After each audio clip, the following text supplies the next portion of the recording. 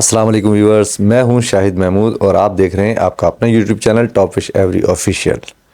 तो व्यूअर्स, आज जो मैं आपके लिए वीडियो बनाने वाला हूं वो एक बहुत ही अहम वीडियो है जो कि बेसिक पर मुनहसर है। वो आपने लाजमी देखनी है और तमाम न्यू फैंसियर्स को तो मेरी ये राय है कि उस वीडियो को लाजमी देखें। ये एक मेरे व्यूअर्स ने मुझे व्हाट्सएप पे मैसेज करके क्वेश्चन पूछा कि पार ब्लू बर्ड जो है वो कैसे प्रोड्यूस हुआ। मेरा ख्याल है कि उसे ग्रीन फिशर के साथ येलो फेस के साथ पेयरअप किया होगा, तब जाके पार ब्लू बर्ड प्रोड्यूस हुआ। तो ऐसा कुछ भी नहीं है, ठीक है ना। तो आज की मैं वीडियो जो बनाने जा रहा हूँ वो सिर्फ इसी मौजू पर है, पहला पार ब्लू बर्ड कैसे प्रोड्यूस हुआ। आपने वीडियो डिटेल से देखनी है, आखिर तक देखनी है और वीडियो पसंद आने पर उसे लाइक और शेयर ज़रूर कर दिया करें, ठीक है। तो बढ़ते हैं अपनी वीडियो की तरफ। मगर वीडियो पे जाने से पहले आपको फिर मैं एक बार याद दिला दूं कि वो तमाम व्यूवर जिन्होंने अब तक चैनल को सब्सक्राइब नहीं किया, सबसे पहले वो चैनल को सब्सक्राइब कर लें, बेल आइकॉन का बटन को भी प्रेस कर दें और ऑल नोटिफिकेशन भी ऑन कर दें, ताकि इसी तरह की अच्छी अच्छी और मालूमाती वीडियो सबसे पहले आप तक पहुँच सके। जी तो व्यूवर्स, शुरू करते हैं अपनी वीडियो को। मेरे उस मासूम दोस्त जिनका ये मासूमाना सा सवाल था कि पार ब्लू बर्ड कैसे प्रोड्यूस हुआ, और शाहिद भाई आप मुझे बताएं या मुझे गाइड करें कि जो मैं सोच रहा हूँ ऐसा है या नहीं है कि पार ब्लू बर्ड को प्रोड्यूस करने के लिए ग्रीन फिशर को और येलो फेस को पेयरअप किया होगा। तो नहीं मेरे दोस्त, ऐसा कुछ भी नहीं है। देखें, सबसे पहले तो मैं आपको, वैसे ही मेरे काफ़ी सारे व्यूअर्स ने मुझसे पूछा है कि म्यूटेशन को हम कैसे प्रोड्यूस कर सकते हैं। तो मैं आप सबको एक दफ़ा दोबारा से ये बात याद दिला दूं कि म्यूटेशन को कोई भी इंसान प्रोड्यूस नहीं कर सकता, ठीक है। ये सिर्फ अल्लाह ताला की मर्ज़ी पर मुनहसर है। अल्लाह ताला जब चाहे, जिस वक्त चाहे, जैसी चाहे म्यूटेशन प्रोड्यूस कर देता है, और फिर उस प्रोड्यूस हुई म्यूटेशन को हम मज़ीद दोबारा से रिप्रोड्यूस कर सकते हैं, उसकी क्रॉस पेयरिंग वगैरह लेकर के, ठीक है। तो अब मैं आपको बताता हूं कि पहला पार ब्लू बर्ड कैसे पैदा हुआ, ठीक है। तो हमारे पास बेसिक बर्ड है ग्रीन फिशर। इसमें दो किस्म की पिगमेंटेशन पाई जाती है कलर की, ठीक है, जिसे एक को कहते हैं सिटाचिन और दूसरे को कहते हैं यूमिलेनिन।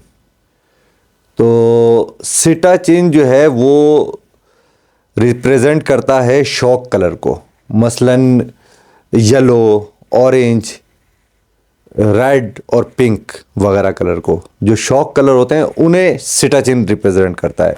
और यूमिलेनिन जो है वो रिप्रेजेंट करता है मिसाल के तौर पे ग्रे कलर से लेके मज़ीद जितने भी डार्क कलर आते जाएं एंड के ब्लैक तक। तो यानी कि ग्रे टू ब्लैक तक यूमिलेनिन रिप्रेजेंट करता है। तो ये दो किस्म के कलर पिगमेंटेशन पाए जाते हैं।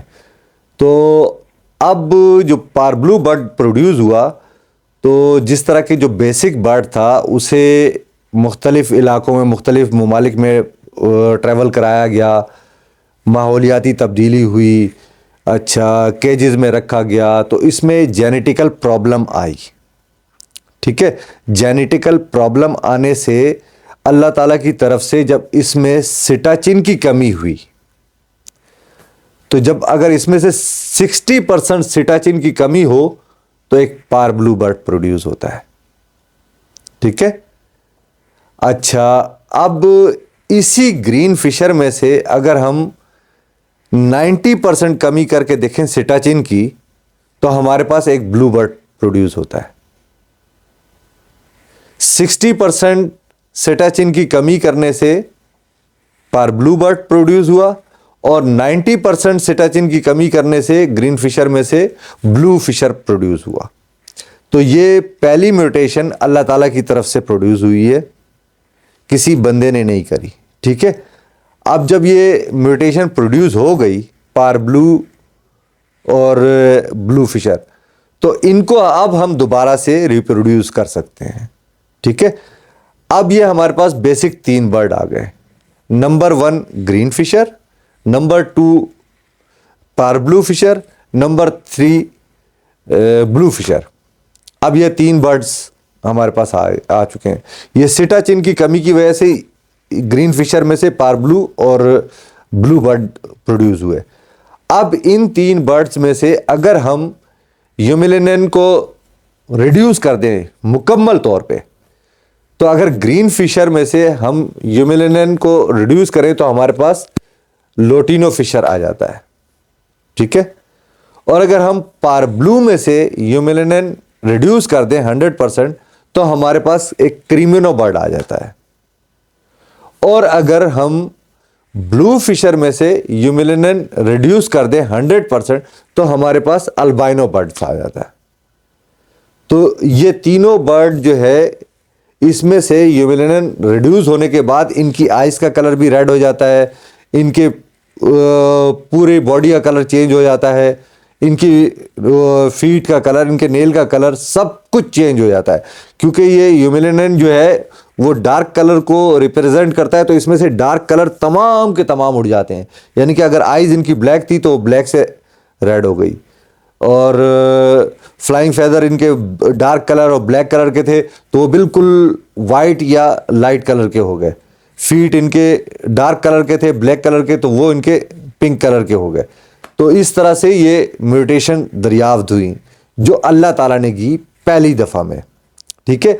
अब दोबारा इन तमाम म्यूटेशन को हम किसी भी बर्ड के साथ क्रॉस पेयरिंग वगैरह करके मज़ीद रिप्रोड्यूस कर सकते हैं।